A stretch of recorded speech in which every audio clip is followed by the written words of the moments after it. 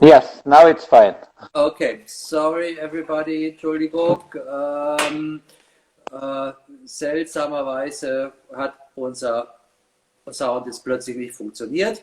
Hört uns jetzt gut? Mal kurz Daumen hoch, falls ja.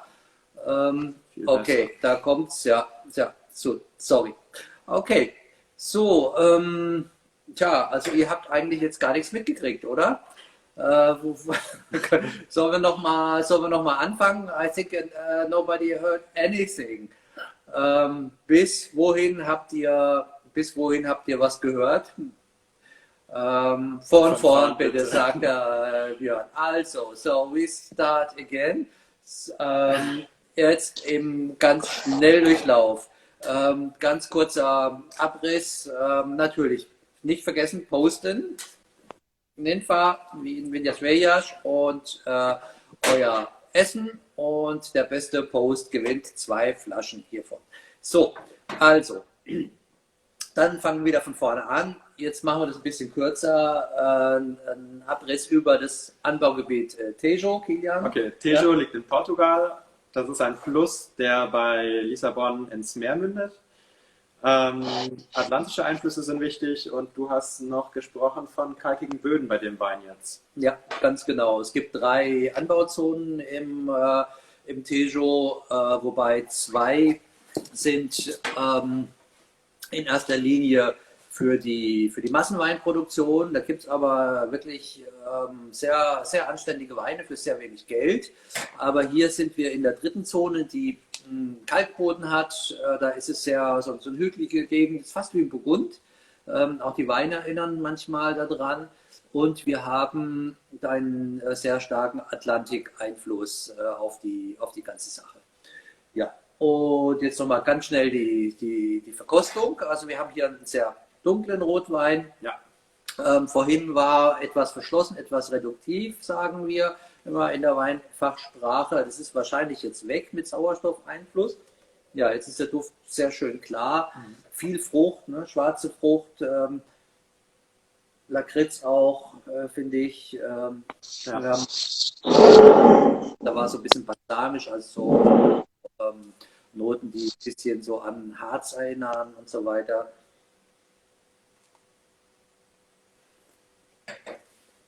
Ein schöner, frischer Geschmack. Ne? Sehr, sehr samtige Tannine, frisch, eine schöne, frische Säure, lang. Ja. Wir haben eine Fülle und Frische gleichzeitig, finde ich sehr schön. Und sehr schön auch, wenn ihr mal aufs Rückenetikett guckt, der Wein hat nur 12,5 Volumenprozent. Das ist auch eine Sache, die natürlich immer der Atlantiknähe geschuldet ist. Ne? So, und jetzt waren wir gleich mit João anfangen und reingehen. Hi João, good evening again. Sorry for this little mishap. We don't know what was happening. So, how are you, João? Hello, everybody. Good evening. Nice to hear you from Portugal. I am really today in Alentejo, not in Rio Maior, because we are doing some crafting in Alentejo. Yes. And I'm very good. And you? Yeah, fine. We're fine. So it seems that winter is over. It was very, very cold here, and now it's starting to get much warmer. And yeah, everything's fine. And so yes, so you say you're in Tejo. We didn't explain that because you have 2 vineyards, haven't you? Yes. We have 2 vineyards. One in Tejo where we make the Ninfa. Yes. And we have a winery over there as well. Yeah. And we have another one in Alentejo, in north from Alentejo, where we produce the Lapa dos Gaivões. Yes. And this year was cold as well in January in Portugal. Everything has been frozen.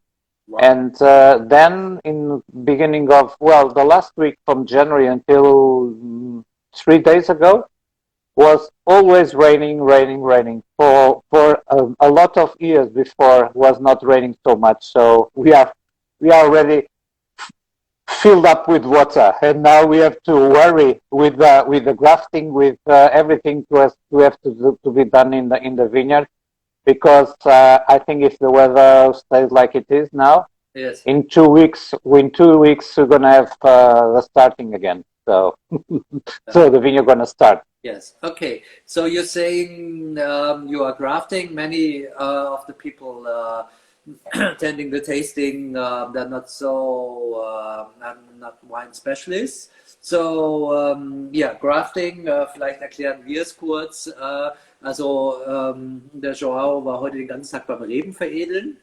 Und das heißt also, da werden die europäischen Edelsorten auf amerikanische Unterlagen aufgepfropft, sozusagen, aufveredelt. Und es gibt zwei Methoden, Kilian, kannst du vielleicht mal kurz reinspringen? Vom Veredeln.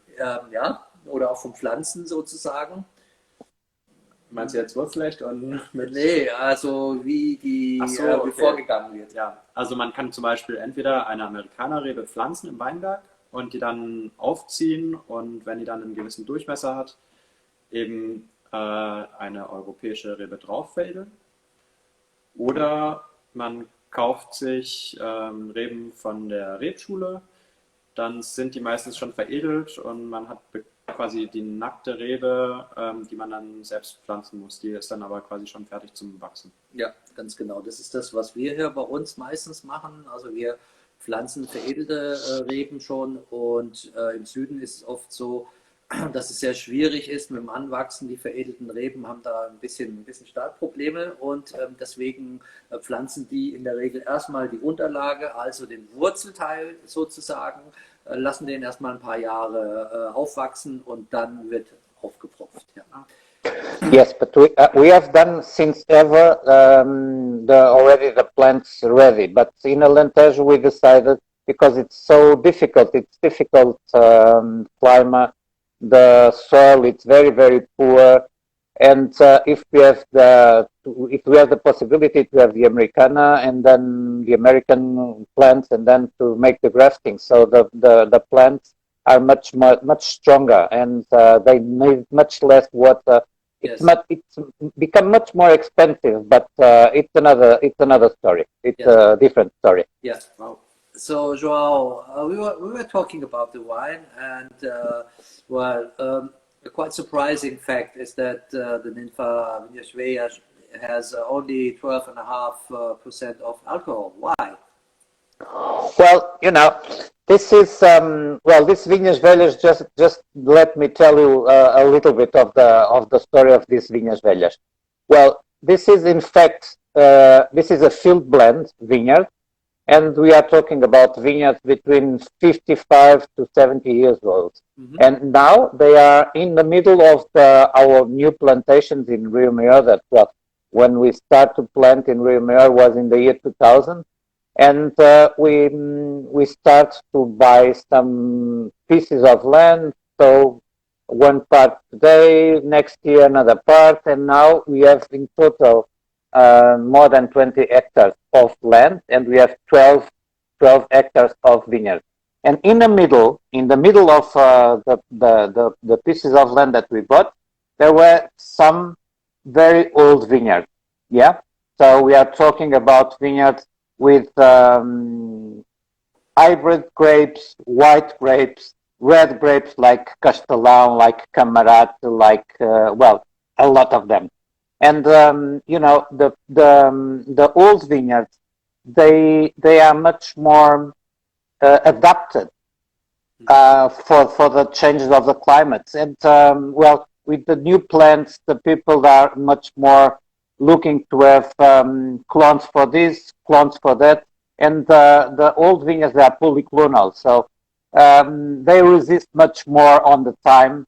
And of course, the way that they have the maturation is totally different. Then they can, how can I say, they can resist much more the binomial between losing of acidity and to get more alcohol. And this is because they are used to. So, and again, when you have a field blend vineyard, you pick the grapes, all of them, different type of grapes, all at the same time. So let me explain, please, João. excuse me. Ja, wir sprechen hier von Field Blend. Also Field Blend ist im Prinzip das, was wir gemischter Satz nennen bei uns. Es sind also ganz viele unterschiedliche Rebsorten im Weinberg durcheinander gepflanzt und die werden natürlich zum gleichen Zeitpunkt gelesen und da hast du auch automatisch unterschiedliche Reifestadien. Genau. Teilweise sind es auch rote und weiße gemischt. Ja, ja, genau. Yeah. So the field blend is another point. And João, so yeah, I remember the first time when I was visiting your vineyard, and was actually a group travel to Tejo, and I've seen Sebastian Borthäuser is watching as well, Super Sebs, and Sebastian was the tour guide, and well, I didn't feel so comfortable when I was invited because actually I didn't want to buy any wine from Tejo. So I told them, listen, I want to be fair. You really can't expect me buying wine from Tejo because I'm not looking for that now. But if you still accept me for the trip, okay, I'm fine. And so they said, yes, please come along. And the first winery we visited was yours, and I was really, I said, what's going on here? So did I miss out on my life? And then, of course, the landscape and everything was so different to what I expected, because I thought it looks like Burgundy. You know, you have the limestone soil and the little vineyards and the rolling hills, and so that's surprising. And then we tasted your Pinot Noir, for example, and we tasted your fantastic sparklings. So it's a very special place, isn't it? Yes, it is. Yes, fortunately, we are in Tejo, but don't forget in the other side of the road, on the main road, it's already Lisboa, and we are 15 kilometers far from the Atlantic. Yes. So, and we are in the foothill from that Serra dos Candeeiros, and we have a lot of it's limestone, and we have a lot of active calcar. That's why we can produce the Pinot Noir for sparkling and for red, and we have the Sauvignon Blanc as well, as you know. And over there, because it's very, very close to the sea and the ocean, some million years ago were there. All the soil is plenty of salt. So it's very, you can feel in our sparkling, or even in this red, a kind of saltness that means that we have to have a lot of patience in order to have the wines ready, especially the red, for the people to drink it. Otherwise, the people will become a little bit astonishing with the heart of the wine and the saltness of the wine of the red. Yes. And well, that takes time as well. That takes time, and we have to learn every single year, because we make wine since the first crop was 2003, and until now we have always a different crop, a different way to do the things. Yes. Yes. So this is you just said you made the first wine in 2003.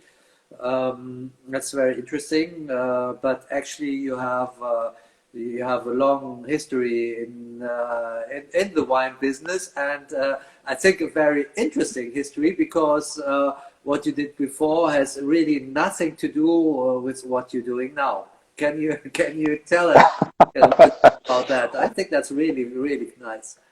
Well. In fact, nowadays what I am doing has nothing to do what I learned, because my family is since ever in the wine business, but not producing wine, but in the wine business itself. So it was my grandfather used to have a company that nowadays it's not anymore the name, but was Cavas de Omtidos. It was the second largest company of wine in Portugal after Sograp. We used to make more than 22 million bottles a year. We are talking about the year 1991.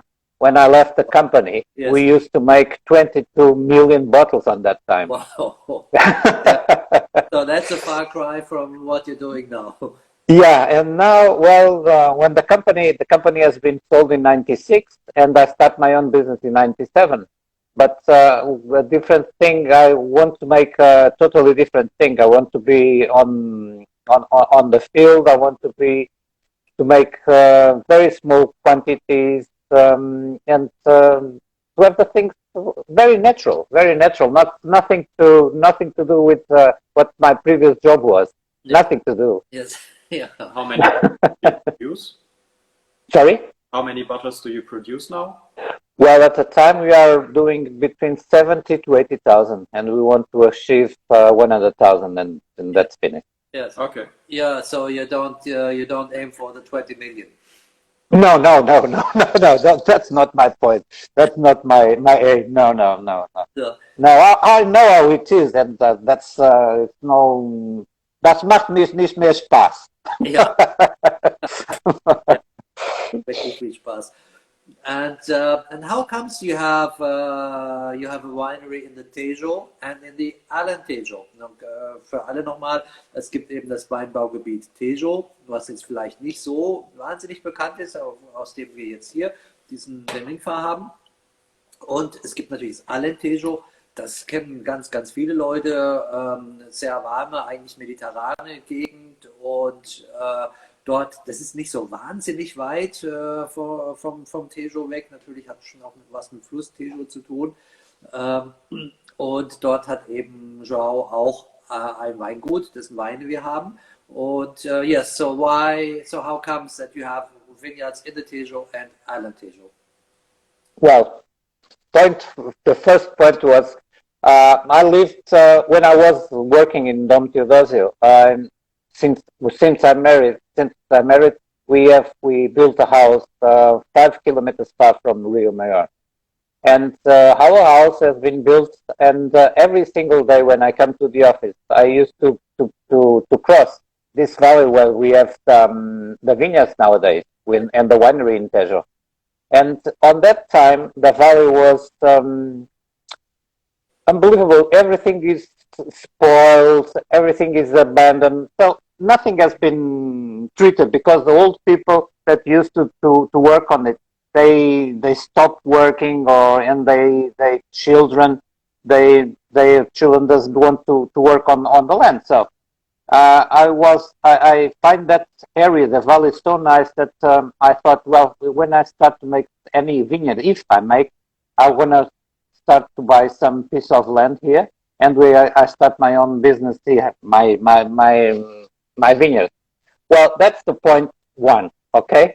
And since ever I heard that in the company, my grandfather used to say that in Porto Alegre area, in the north of Alentejo where we are, it was the best area for red wines in Portugal. It was what my grandfather used to say. Yeah.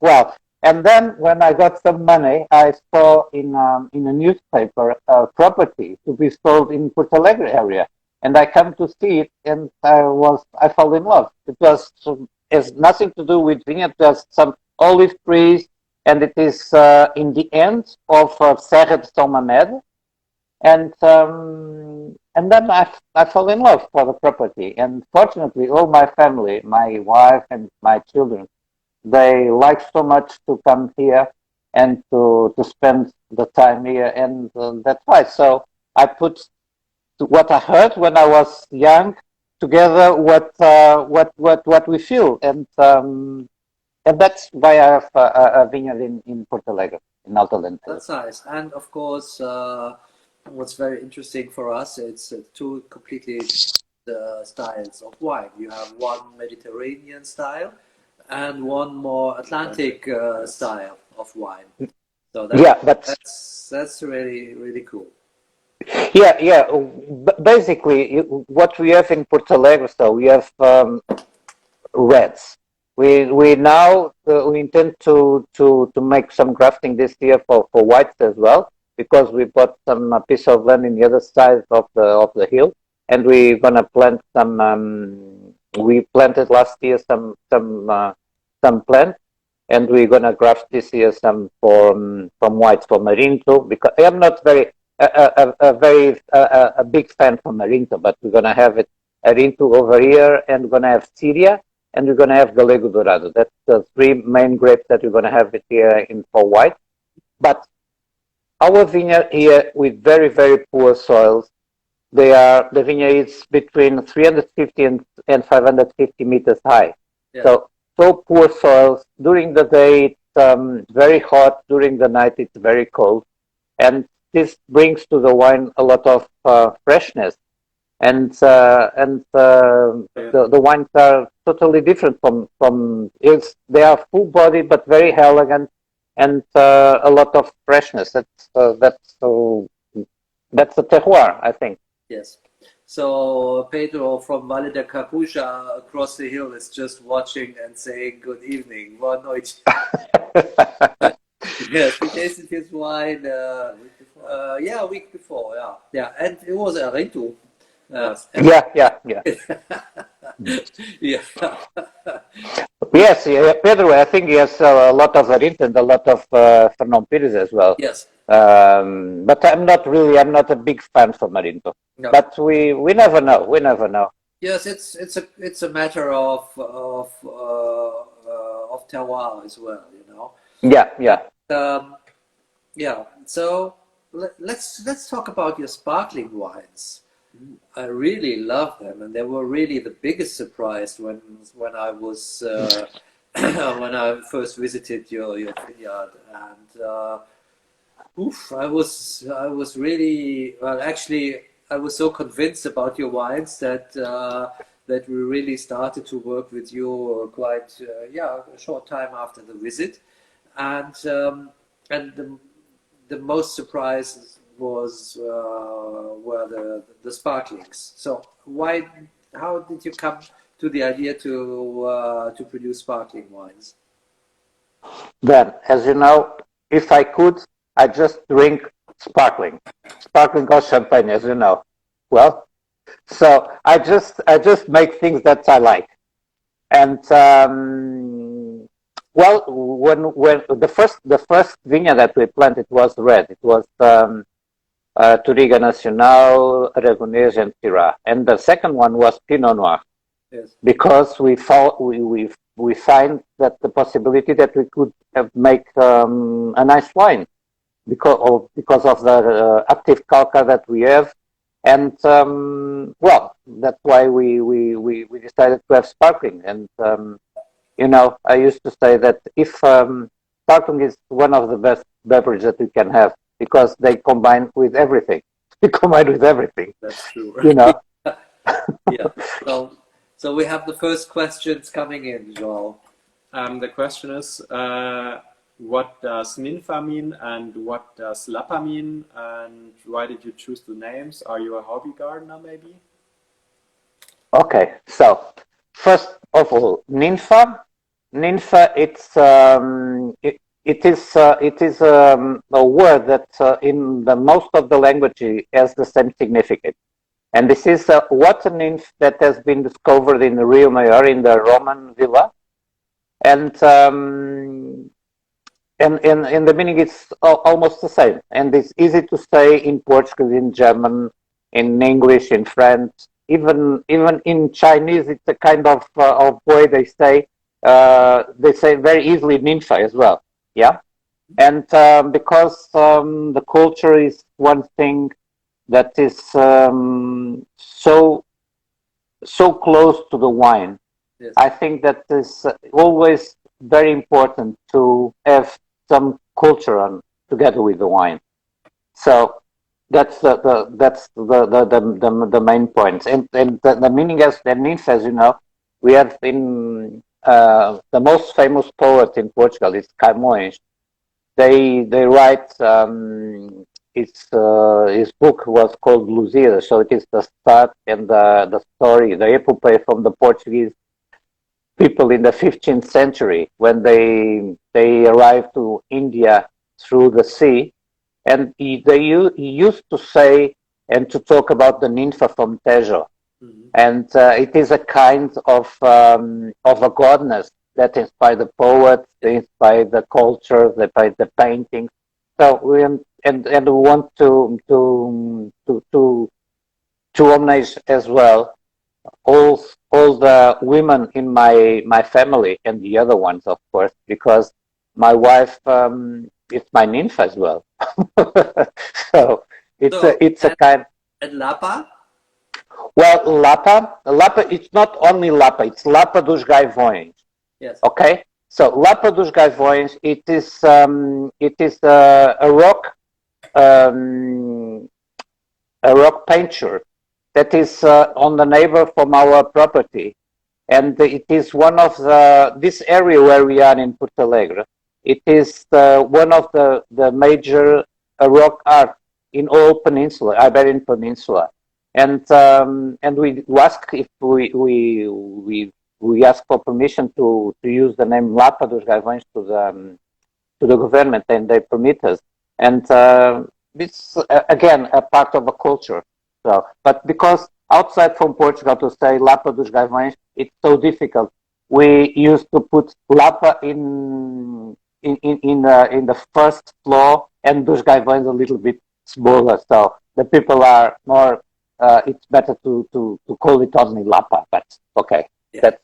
That's the story for the Lapa dos Gaivões. Yeah, very nice. So your Ninfa story has many fans, and I guess there's your wife online as well, perhaps. I think so. I hope so. It looks like so you have some extra points for it. Yes. Yeah, João. So we never know, Ben. You know, you used to say that. I used to say that Pinot Noir, it's like the women. We never know what's coming on. You know, because you were so romantic, and you know all the I hope to steal again, but you know, the truth we have to say it, because we never know. The Pinot Noir, it's like I used to say this, very capricious, because we have beautiful grapes and we bring the grapes to the winery and we think, well, we're going to have a tremendous wine this year. Yes. And then it's a good wine, only a good wine. And there are some years that the grapes we think there are nothing particular, and we have great wine. So we never know. It is the same. I don't know if it's happened with you, but when we arrive home and we bring some flowers, and you know, sometime you can, well, they're going to have a very hard welcome, and something wrong, or something that went not so well, and well, they receive you well. How are you? Oh, fine. Okay. So that's it. So yeah, but you always, I guess you always have a nice bottle of sparkling in the fridge to yeah. I hope. I try hard, but sometimes it's not really to have the bottle in the fridge. But I you know. Yes, for such an occasion, it must be a platinum. And that was the biggest surprise for me when I tasted that. And I mean, this is a beautiful but really expensive sparkling. And actually, I said to myself, well, it's really nice. I really love it. It's great. But nobody is going to buy Portuguese sparkling for about like 50 euros or so. But then when we came to taste at your vineyard with some of my stuff, they said, okay, we want to sell this in our wine bar, and you have to buy this, boss. I said, okay, if you sell it, I buy it. And since then, yeah, I'm really surprised. It's really the people really accept that and accept this price for Portuguese sparkling. So how is that in Portugal? Well, then you are a, a very well and a very good connoisseur of wine, and well, Portugal. I think Portugal. And I'm not think. I'm sure that Portugal can do beautiful wines as well other countries. But to make platinum, you have to have an outstanding ear, first of all. And then you have to have time. And don't forget that platinum has more than 40 months in a bottle on the second fermentation. And well, if you have a good base, if you do the things properly, all that things cost a lot of time and money. So if it was a French champagne for that category, probably we have to pay 3 or 4 times, times more. So okay, so we have to make our way, and we have to do the things proper, and we have to do the things good things, and it's always a question of time. And if you trust in what you are doing, and if you give your products to taste to everybody, so I think that with time to time the things will going to change, and the consumer will understand that it's not because it's not permitted to call it champagne, but it's a very good quality of sparkling. So we have to be ready to pay a little bit more for an outstanding product, I would say. And I think a very good point about your sparklings is that they're not imitations of champagne. They have their character on their own right, and it's very different to champagne, but it's really very good. So more questions coming in, Kilian?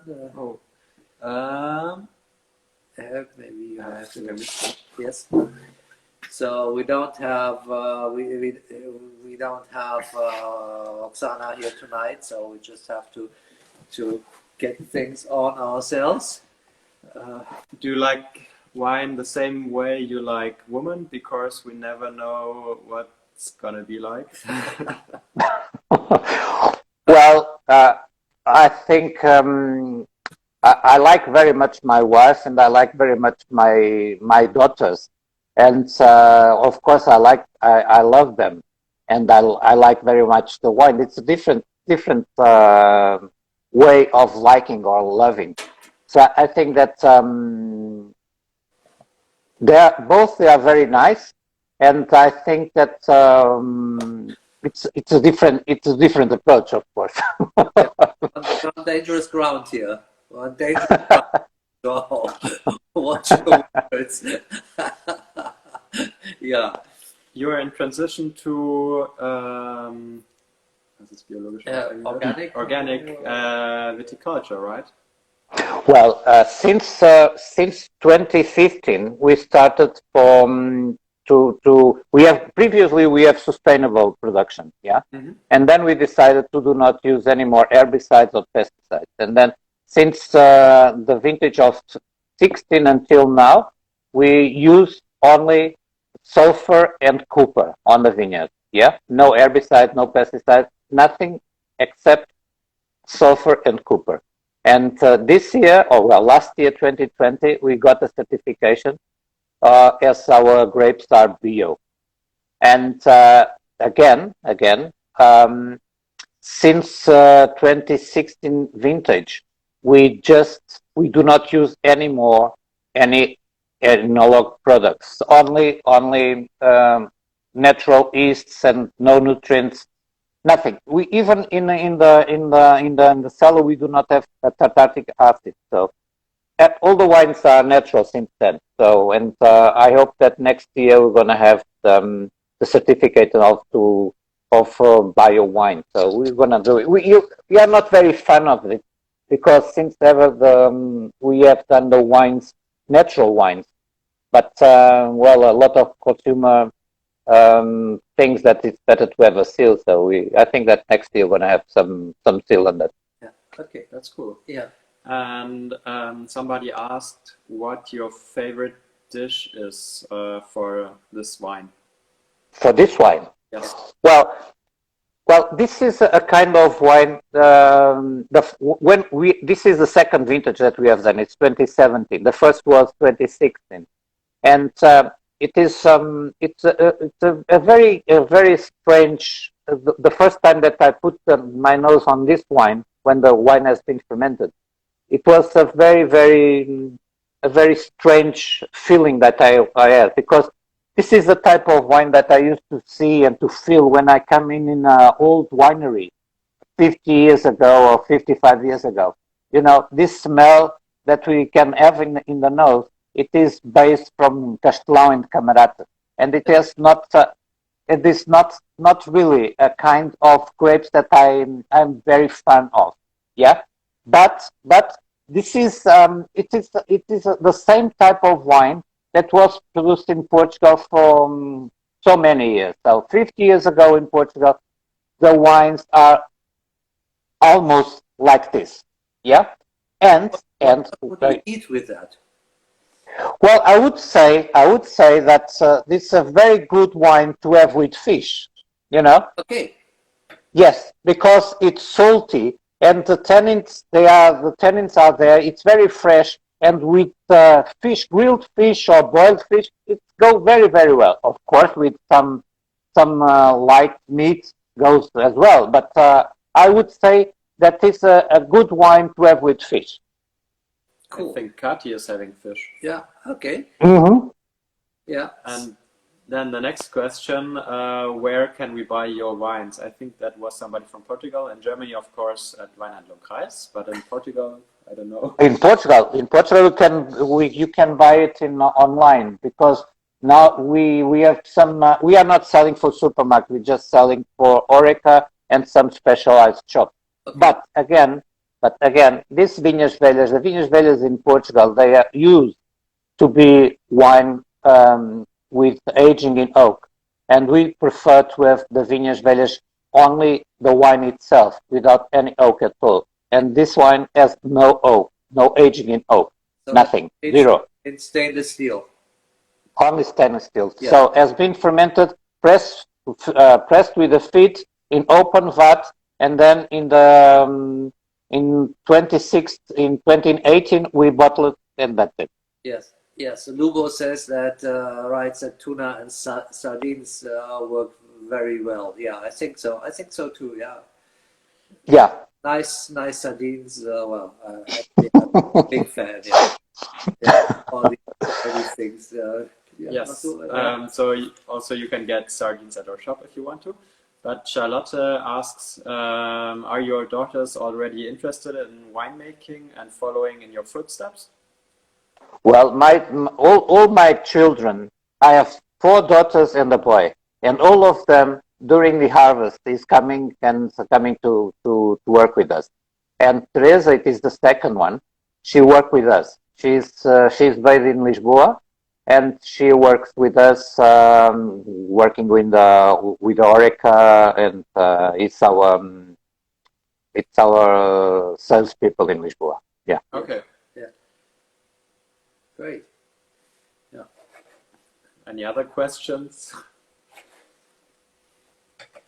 More questions? Not so many, because people are just enjoying the wine. Yeah, we as well. You know, it's just it's nearing, it's closing to the end, and yeah.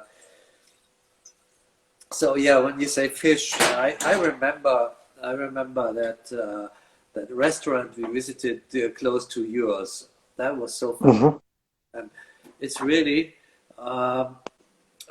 it's well, we're not very far from the sea, but this was really more quite modest place where on the side of the street where all the truck drivers went and so on.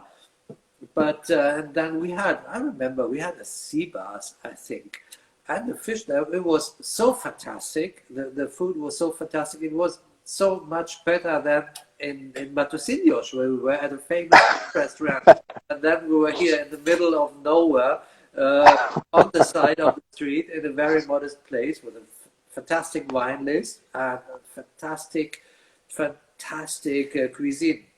And that's one of the Portuguese specialties, isn't it? Yes, I think so. I think so. You know, this is a place you came on a Monday. I think you was Mark and Hosanna. Yes. Yeah, and on Mondays in our area, even in Lisboa, it's very difficult to find a good place to eat. Yeah, and this restaurant, they used to receive the fish, the fresh fish from a beach very close from us. It's called Nazaré. You know, the place where there is the huge waves, you know. That's Nazaré, and he got always the fish, the sea bass, from a fisherman that get it not with we call we on the line, you know. So Yes. they used to have the best sea bass from the area. That's true, and the way they grill it, it's just open in the middle and with a little bit of salt, and that's it, and take it out on the point. So important that, Fantastic. and Better. and you know, I think I used to say when you have the possibility to have good things, you don't need to smash with anything. Just salt and that's it. Yeah. It is the same with the wines. And if you are lucky and you have good grapes, please do not make any trouble in the winery. So let them go. Let them go. The most important thing is to do wrong things in the winery. Just let them go. Yeah. So Stefan wants to know which is the best temperature to enjoy this wine. Well, in my opinion, between 14 to 15 Celsius. Yes, a little bit cooler than usual. But that's Yeah. that's my favorite red wine temperature anyway. You know, it's when I come home with a bottle of red wine, I put it in the fridge for half an hour or an hour, and then I really enjoy it. And Mm-hmm. it's rarely it's too cold. Of course, if you have a very tannic wine and you chill it too much, that's not much pleasure. Okay. Yeah, yeah. Yes. Teresuka asks what your favorite wine is. My favorite wine is Yes. Terezoka as well. It's sparkling. Ninfa. It's what I like. Favorite wine. You and That's a good choice. okay, and the favorite wine other than your own? Oh, other. Well, um, let me think. Let me think. I like Pinot Noir. I like Pinot Noir from France, from Burgundy. I like, and I like very well. I like very much as well Puy Fumé and Sansterre. I like those type of wines. Yeah. That's an okay taste. Björn says, I am always interested in these family traditions. Is there anything he knew he had to make radically different from the generations before him? I think with he and him, it's you.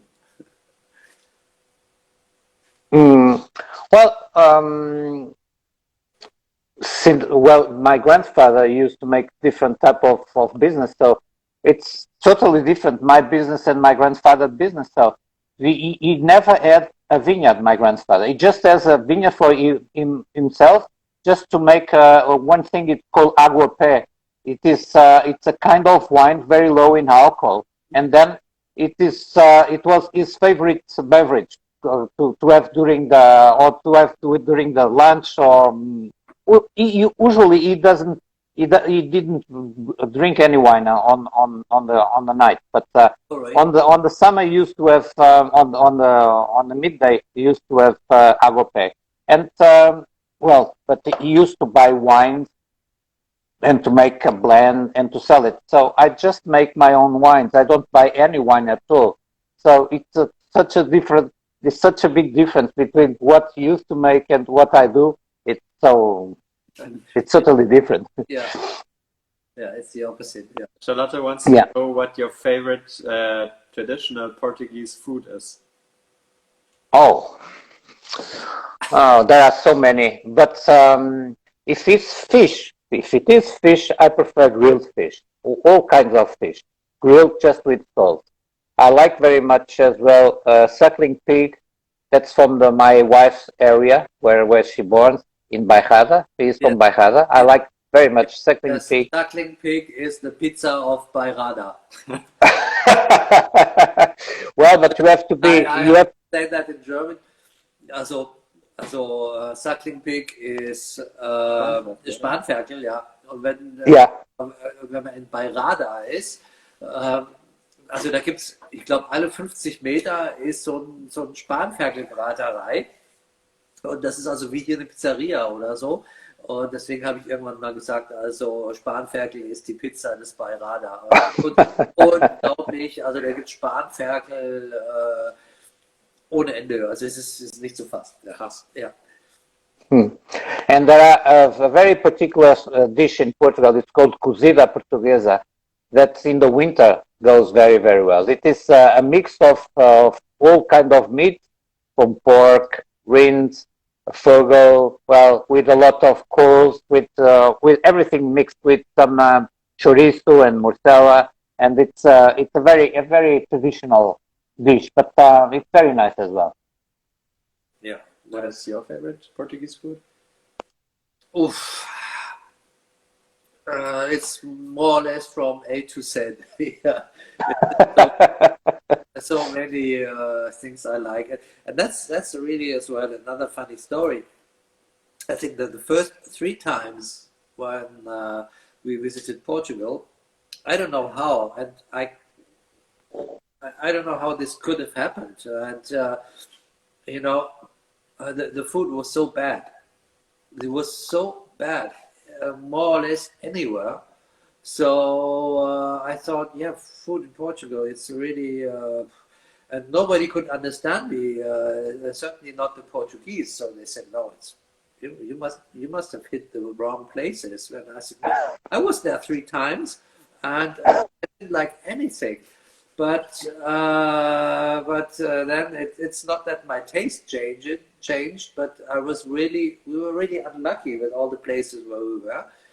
And I can only say it's the food in Portugal is incredible. It's incredible, especially on the countryside.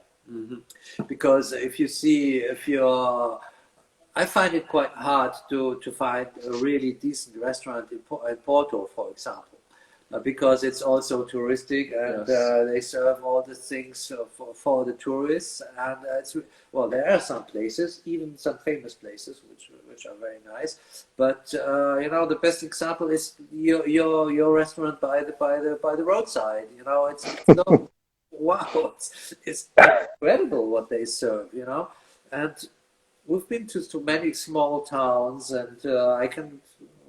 Now I'm not giving away the names so easily, but that's wow. You find brilliant food anywhere in Portugal. That's true. Yeah, that's nice. Yeah, we are lucky. We are lucky. Yeah, good coffee, very good coffee. Yeah, as well. Yeah, I think it's the best coffee. In my opinion, it's the best coffee.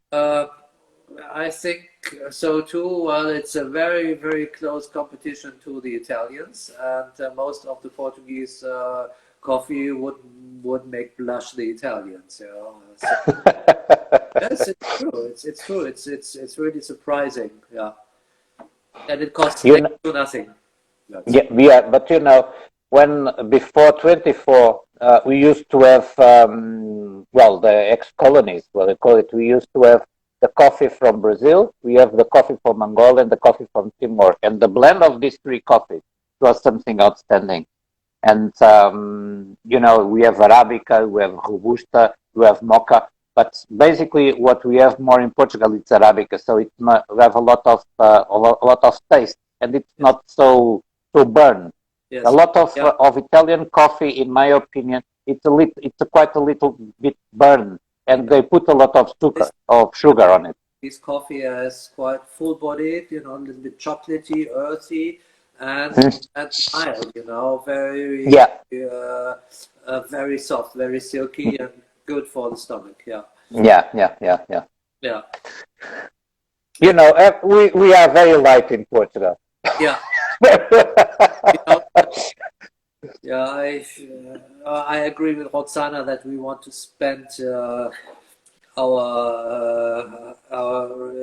time of retirement, our retirement in Portugal, but we don't have to say that too loud because because everybody is going to go there. So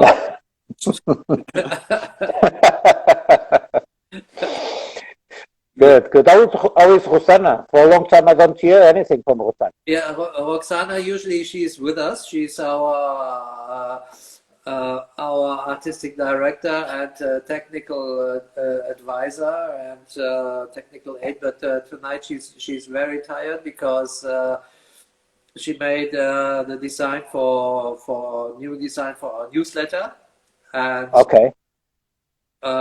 she worked all night. So so she's very tired. But now she writes about pastéis de nata. Okay. Yeah. That's nice. Yes. Charlotte says as well that yeah, she likes Pasebis with your sparkling. Yes, of course. Yeah, Pasebis. Who doesn't like Pasebis? Oh, I forgot to tell that because my favorite shellfish is percevers and centaur, the big crab. Yes. I forgot that because that's my and percevers. It's something outstanding for me. I could eat percevers like we have eating lupinen. You know what lupinen is? Yeah. No. Used to have lupinen. Lupinen. It is in Portugal the breweries. When you go to a cervejaria, they used to give you with a imperial, a glass of beer. They give you lupinen. Yeah. Okay. It's and we start to eat that with and we cannot stop to eat it, and it's like perceive it's the same. Yeah. They're very funny animals, but yes, they taste too good. Yeah. So Yeah. Kida, we have to. Did you notice the other question, which is a little bit? No, which one was it? Yeah, it's a little bit older, so we just have to go back on the questions. I think it's fine. See this? Yeah, there, this one. Oh yeah. Is there any vintage coming soon that you think will be better than others? Well, but since the beginning, we never put a vintage on the market if it is not so good as the previous one. Okay, so at least it has to be so good as, yeah. But the main point, in my opinion, it's a question of time. It's a question of time, and together with this, it's very very important with who you are and where you are and how was your last day.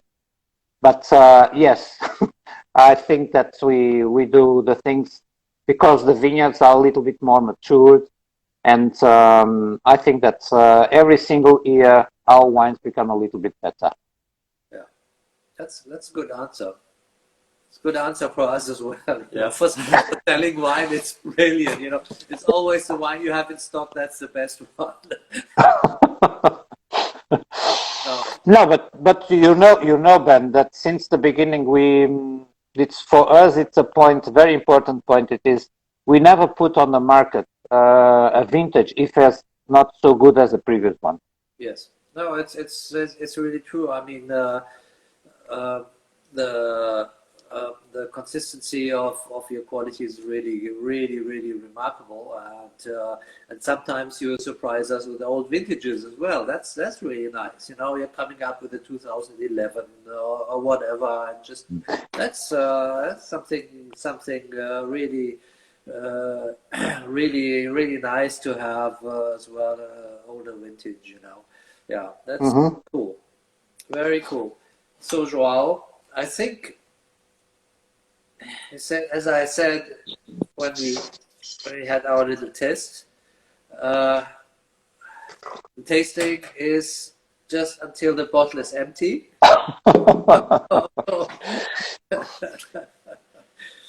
So we got it. Yeah, yeah. It's more drinking, you know, all the time. Uh-huh. But very nice drinking. We're talking much about culture and everything, so we're on the safe side. Yeah. Okay, okay. Well, here from Portugal, I make you used to say a saúde So So, with all these times that we are living. It is the most important thing. The only thing important that we can have is saúde. yes, that's cool. Das ist die Gesundheit, das ist das Wichtigste, ja. Also Gesundheit, that's so right. yeah. So João, another question from Carsten. Who designed your labels? Mm. Well, we have a gentleman that is it's a Portuguese guy. It's in Aveiro area, and as you know, the briefing that we give to him, it was that very important thing for us. It was to have, because we have two type of wine from Montejo and from Alentejo. Yes. It's very important that the consumer understand that even if it is from Ninfa or Lapa, the important thing it is that they can understand that they are the same producer. Yes. Mm-hmm. Okay? Of course, there's a big risk on this, because if something goes wrong, the both brands gonna suffer. Yes. But well, we trust in the way as we do the things. Yeah. And they are based on the impossible images, like you know, by the Dutch architect Aisha. The Escher things. I'm just going to fetch Napa, because they're just here. So be back in a second.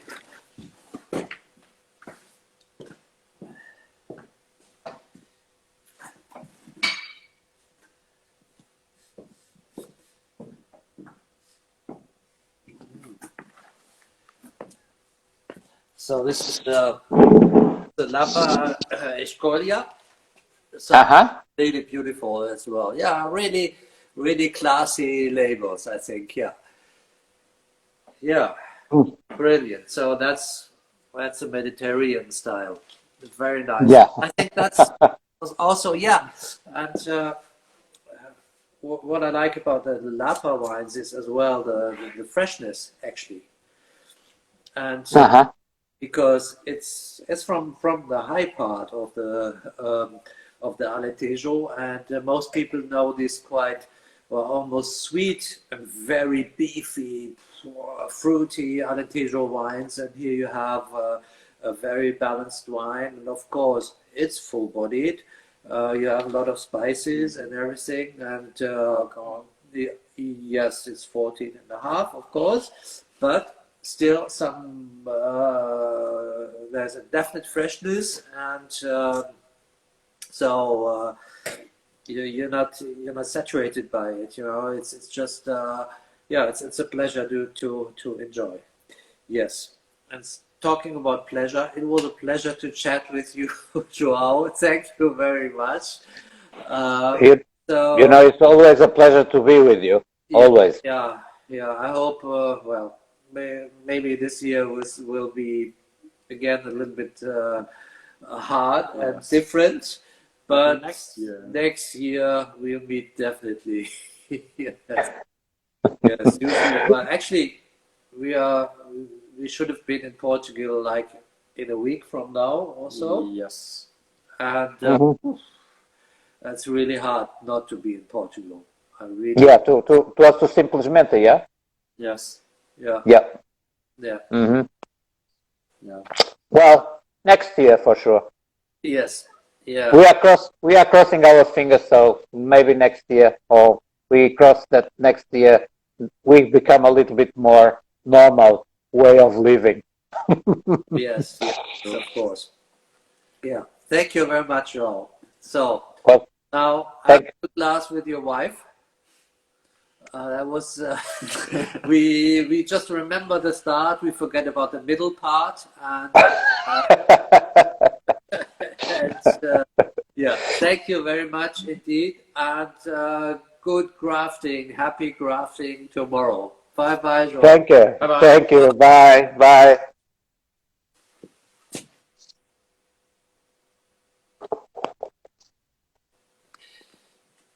So, das war der João. Vielen Dank und also vielen Dank an euch alle fürs Dabeibleiben. Ja. Ihr habt ja uns jetzt quasi von den Lippen ablesen müssen, 10 Minuten lang. Also wirklich Chapeau, dass ihr das so durchgezogen habt. Jetzt weiß ich nicht, ob wir das als IGTV-Video überhaupt bringen konnten. Das guckt sich ja keine Sau an. Das wird dann halt geschnitten. Ja, also vielen Dank fürs Zuschauen, fürs Mitmachen. Ein paar Sachen, danke an euch. Also wirklich, das ist andersrum. Ja. Ja, und es ist natürlich so, also wir haben schon auch immer die Kommentare hier, ja, Flasche schon leer und so weiter und so fort. Aber das ist eigentlich auch so ein Merkmal so in unserer Selektion. Und das sind Weine, die du irgendwie so zügig wegschlabbern kannst, die gut reinlaufen. Ja. Und das ist schon wichtig. Das ist so mein Oldschool Bordeaux-Einfluss so. Ne? Also so die ganzen alten Bordeaux-Händler, die ich noch habe, ja, die ich noch kenne, die sagen auch immer, ja, Wein, das muss was Delikates sein, ja, das muss anregen, das muss auch eine Unterhaltung anregen und so. Und bei Tisch darf das nicht schwer sein. Es ist ja leider nicht mehr so heute in Bordeaux. Ja, das ist eben wenn du die alten Sachen trinkst, da ist es noch so. Und, aber eigentlich finden sich solche Weine bei uns im Sortiment immer wieder und es ist so ein roter Faden, der da durchläuft. Ne? Und selbst dann in Portugal, ja, wie gesagt, also hast du einen Wein aus so einer Gegend mit 12,5 Volumenprozent. Unglaublich. Das kriegen wir hier ja gar nicht mehr so richtig. Ne? Ja, so, also, liebe Freunde, vielen Dank fürs Zugucken, mitmachen, mitfragen. Genau. Vergesst nicht das Posten. Nächste Woche, was haben wir nächste Woche, Kili? Trotamundos Granit von Moment. Olivier Rivière. Ja, das ist sehr spannend. Vor allen Dingen der Olivier war ein bisschen sauer, weil das ist eigentlich nur so ein Wein, so ein One-Shot sozusagen. Ja. Aber das werden wir erklären, warum das so ist. Eigentlich ist der Olivier ja in Rioja zu Hause und in Alanza. Und ja, das wird sicherlich auch ein schönes Gespräch und auch wieder so eine ganz alte Geschichte, Olivier. Ja. Wie lange arbeitest du schon mit ihm zusammen? Also, naja, die Geschichte ist noch viel länger. Also ich weiß es gar nicht, aber ich habe den Olivier das erste Mal getroffen. Da war er Praktikant beim Frédéric Cossard. Und also ein ganz junger Bursche im Burgund. Okay. Und das war so Mitte der 90er Jahre. Ja. Aber wie gesagt, da war er Praktikant und dann haben wir uns immer wieder so getroffen. Aber diese Geschichte erzählen wir euch natürlich erst nächste Woche. Ja, also, ja. Noch was, Kili? Nee. Nur schön posten und dann bis Dienstag. Ciao. Cheers. Saúde.